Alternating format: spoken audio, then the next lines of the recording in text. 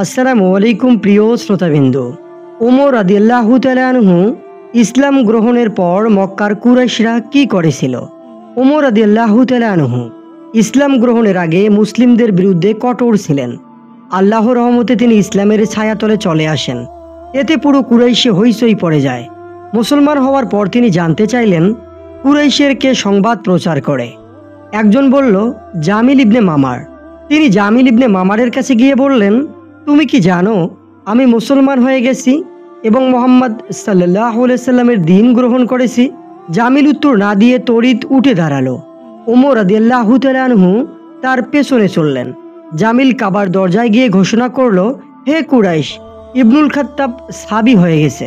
ওমর রাদিয়াল্লাহু তাআলা আনহু পেছন থেকে প্রতিবাদ করে বললেন, সে মিথ্যা বলেছে, আমি বরং ইসলাম গ্রহণ করেছি, আল্লাহর প্রতি ঈমান এনেছি এবং তার রাসূলকে বিশ্বাস করেছি। এ কথা শোনামাত্র কুরাইশের লোকেরা তার ওপর ঝাঁপিয়ে পড়ল। সূর্য মাথার ওপর উঠা পর্যন্ত লড়াই চলল। এক পর্যায়ে ওমর রাদিয়াল্লাহু তাআলা আনহু ক্লান্ত হয়ে বসে গেলেন। কুরাইশের লোকেরা তার মাথার উপর দাঁড়িয়ে রইল। তিনি তাদের বলছিলেন, তোমাদের যা ইচ্ছা করো, আল্লাহর কসম, আমরা যদি 300 লোক হতাম তাহলে তোমাদেরকে মক্কা ছেড়ে চলে যেতে হতো, নতুবা আমরা মক্কা ছেড়ে চলে যেতাম। এমত অবস্থায় রেশমি কাপড় পরিহিত এক লোক এসে জিজ্ঞেস করলো, তোমাদের কি হয়েছে? তারা বলল, ওমর সাবি হয়ে গেছে।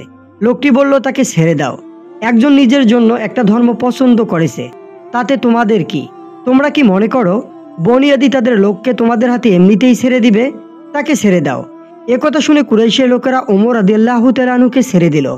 মনে হলো তার শরীর থেকে যেন একটি চাদর সরিয়ে নেওয়া হলো। এ ঘটনা প্রমাণ করে ওমর রাদিয়াল্লাহু তাআলা আনহুর ঈমান অত্যন্ত দৃঢ় ছিল।